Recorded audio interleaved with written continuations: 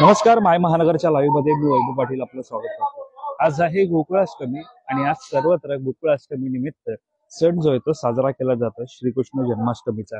सर्वत्र दहीहंडी असेल, उत्सव असेल, अधिक आनंदोत्सव हा साजरा केला जात आहे। मी सध्या आहे मुंबईच्या उपनगरातील मालाड परिसरामध्ये दिंडोशी भागामध्ये, ज्या ठिकाणी सध्या दहीहंडीच्या उद्याच्या दहीकाला उत्सवाची तयारी पार पडत आहे, ज्याच्यामध्ये आपण पाहतोय संपूर्ण मराठी अस्मिता, मराठी सण जे आहेत आपल्याला पाहायला मिळत आहे। सर्वप्रथम आपण पाहतोय छत्रपती शिवाजी महाराज असतील ते आपल्याला पाहायला मिळत आहेत, सोबतच लालभक्त राजा असेल तो आपल्याला पाहायला मिळत आहे आणि यासोबतच आपण पाहतोय मराठी अस्मिता जपणारी अशा प्रकारची दहीहंडी सध्या आपल्याला पाहायला मिळते। निश्चितच जर आपण पाहायला गेलं तर जेव्हा असे मंच मोठे पाहायला मिळतात त्यावेळेला निश्चितच आयोजक असतात ते महत्वाचे मानले जातात, कारण हा जो सण आहे या सणावाराला अनेक महिने प्रयत्न करून जे थर आहेत ते रचले जातात। मग 7 थर असतील, 8 थर असतील, 9 थर असतील, असे थर रचले जातात आणि ह्या सगळ्यानंतर या दिवशी त्यांना बक्षीस लुटण्याचा हा दिवस असतो। तर या सगळ्या पार्श्वभूमीवरती आपण माझ्यासोबत दिंडोशीचे आमदार सुनील प्रभू यांचे सुपुत्र अंकित प्रभू आहेत, आपण त्यांच्याशी बातचीत करणार। अंकितजी, सर्वप्रथम तर पाहायला गेलं तर उद्या दहीकाला आहे, मात्र तयारी सध्या पाहायला गेले तर ही आता सुरू आहे। मुळात मागे मराठी अस्मिता संपूर्णपणे पाहायला मिळते, नेमकं कशा प्रकारे हा साजरा होणार आहे? मुळात गेल्या वर्षी आम्ही ही हंडी स्त्री शक्तीला समर्पित केलेली आणि यावर्षी संस्कृती, आमची परंपरा, संस्कृतीचा आणि अभिमान, स्वाभिमान महाराष्ट्राचा असा एक थीम द्यायचा आम्ही प्रयत्न केलाय। मग त्यात आपण स्टेजवरतीच पाहू शकाल की आपल्या महाराष्ट्राची जी परंपरा आहे, मग सगळेच, मग छत्रपती शिवाजी महाराज आपल्या सगळ्यांचे आराध्य दैवत आणि आपली जेवढी परंपरा आहे, मग दहीकाळा असेल, आपले लाडके गणपती बाप्पा असतील, जी काय परंपरा, जी काय संस्कृती आपण वर्षभर निभावतो, त्याचं जतन आपण सर्व महाराष्ट्रात राहणारे मंडळी करतो। आणि एक आगळा वेगळा उपक्रम या निमित्तानं, दहीहंडीच्या निमित्तानं आपल्याला करायला, या दहीहंडीच्या निमित्तानं मिळेल की लोकांसमोर एक वेगळं प्रदर्शन करायला मिळेल, अशा सगळ्यांची इच्छा होती आणि त्याच इच्छेप्रमाणे आज या नियोजनाचा भाग म्हणून आपण या सगळ्या व्यवस्था करतो। दिंडोशीतली ही मानाची दहीहंडी आणि त्यामध्ये पाहायला गेलं तर गेल्या 10 वर्षांपासूनची असलेली परंपरा। मात्र या ठिकाणी विशेष तुम्ही आता सांगितलं की आम्ही वेगवेगळ्या देखावा असेल, खरं तर गणेशोत्सव असेल, नवरात्र असेल, त्याच्यामध्ये देखावा पाहायला मिळतो, मात्र दहीहंडीच्या माध्यमातून देखावा सादर करण्याची ही अनोखी परंपरा कधीपासून सुरू? नाही, दहीहंडी प्रमाणे आपण दहीहंडीच्या निमित्तानं एक वेगळा संदेश कशा प्रकारे जनतेला देऊ शकतो। मग जसं म्हटलं तसं गेल्या वेळेची हंडी स्त्री शक्तीला समर्पित होती, मग 3.5 शक्तीपीठ आपली महाराष्ट्राची जी आहेत ते आम्ही गेल्या वेळेला या व्यासपीठावर लावलेली आणि त्याचा देखावा केलेला। त्याच निमित्तानं पूर्ण ग्राउंड त्या हिशोबानं सजलेलं। या वेळेला महाराष्ट्राची परंपरा हा देखावा सादर करण्याचा आम्ही प्रयत्न करतोय। त्याचसोबत मग आपल्या महाराष्ट्राच्या किल्ल्यांना जे युनेस्कोमध्ये जे काय युनेस्कोनी दखल घेतली त्याच्याबद्दलची माहिती असेल, मग आपल्या महाराष्ट्र गीतची माहिती असेल, मग आपले जे काही वेगवेगळे इतर परंपरा आपल्या महाराष्ट्राच्या आहेत, मराठी भाषेला अभिजात भाषेचा दर्जा मिळाला त्याच्याबद्दलची माहिती आणि त्या सगळ्याचा आनंद साजरा आपण कुठे ना कुठेतरी केला पाहिजे। त्या निमित्तानं ही हंडी यावेळेला मराठी भाषेला अभिजात भाषेचा दर्जा मिळाला त्यासाठी आणि महाराष्ट्राची जेवढी आपली परंपरा आणि संस्कृती आहे ती साजरा करण्यासाठी खऱ्या रीतीनं आपण ती हंडी याला समर्पित केली।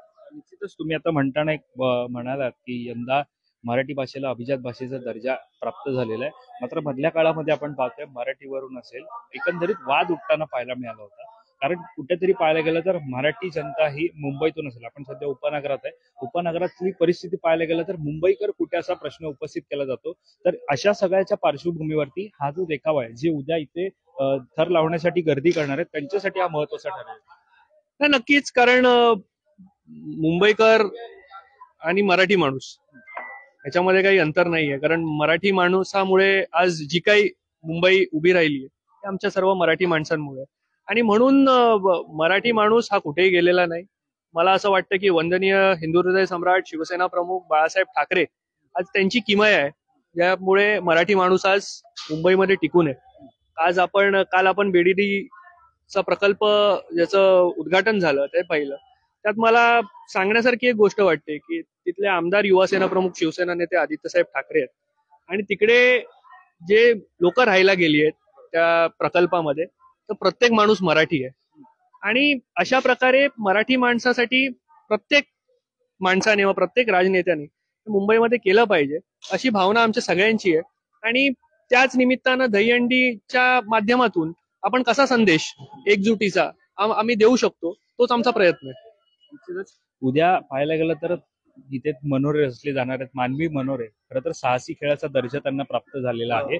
आणि या सगळ्याच्या पार्श्वभूमीवरती खरं तर उद्याचा दिवस हा गोविंदा पथकांसाठी पारितोषिक लुटण्याचा असतो. त्यामुळे निश्चित प्रश्न येतो ते म्हणजे पारितोषिकांची. याबाबत काय सांगाल? नाही, मला असं वाटतं आमच्याकडे 80 पेक्षा जास्त मंडळांची नोंदणी ही गेल्या 2 दिवसात आली आहे. अजूनही फोन येत आहेत, पण आता जेवढे मंडळ येतील त्यांना आम्ही ऑन द स्पॉट थर लावायला देणार आहे.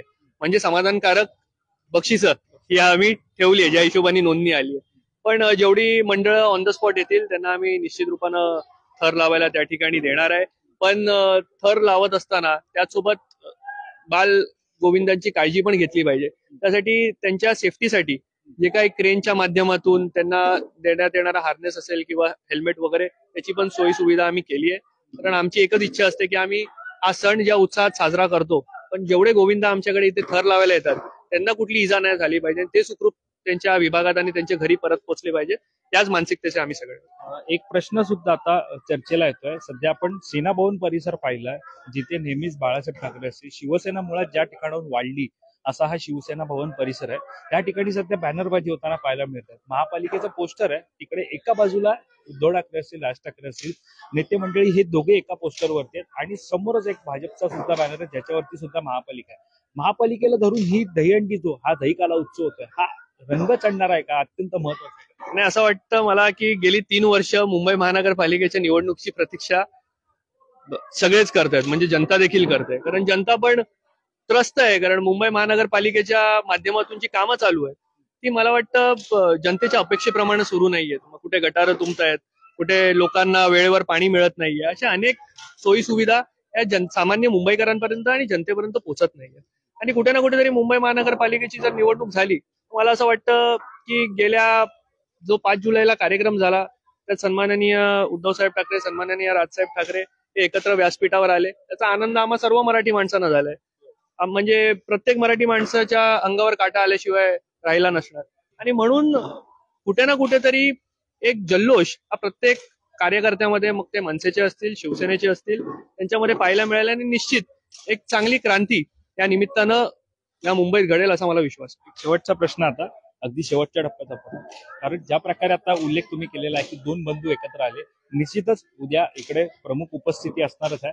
यावेळेला कुठे मनसेचे नेते मंडळी पाहायला मिळणार? निश्चित आम्ही आमच्या विभागातल्या मनसेचे जेवढे त्यांचे नेते आहेत त्यांना निमंत्रण दिलंय, स्थानिक पातळीवरती जे आमच्यासोबत काम करतात. आणि मला असं वाटतं की वरती नेते एकत्र आले तर कार्यकर्ते पण खाली येऊन बऱ्याच ठिकाणी तुम्हाला आंदोलनं करताना एकत्र दिसत आहेत. मग डोंबिवलीमध्ये असतील, आमच्या पक्षाच्या कार्यकर्त्यांनी आणि मनसेच्या कार्यकर्त्यांनी एकत्र आंदोलन केलं. स्थानिक पातळीवरती इकडे पण आम्ही एकत्र काही ठिकाणी काही आवाज उचलायचे असतील, काही कशा विरुद्ध आवाज उचलायचा असेल तर आम्ही एकत्रच काम करतोय. आणि जर एवढ्या मोठ्या स्वरूपात दहीहंडी इथे साजरी होते तर निश्चित रूपानं आम्ही सगळ्यांना निमंत्रण दिलंय. नक्कीच धन्यवाद आमच्याशी बातचीत केल्या संदर्भात. तर हे होते अंकित प्रभू. आपण पाहतो सध्या मागे जर तुम्ही या ठिकाणी पाहिलं तर आता दहीहंडीची तयारी सध्या सुरू आहे आणि उद्या या ठिकाणी दहीकाला उत्सव जो तो होणार आहे. मोठ्या प्रमाणात इकडे तयारी सध्या सुरू असल्याचं पाहायला मिळत आहे.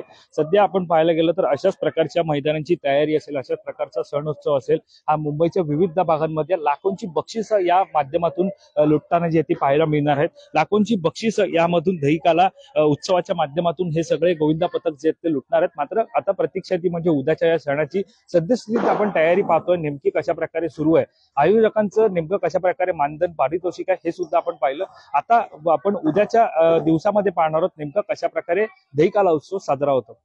या सगळ्यावरती आपलं लक्ष असणारच आहे. या संदर्भातली अधिकची माहिती जाणून घेण्यासाठी तुम्ही माय महानगर लाईव्हला सबस्क्राईब करायला विसरू नका.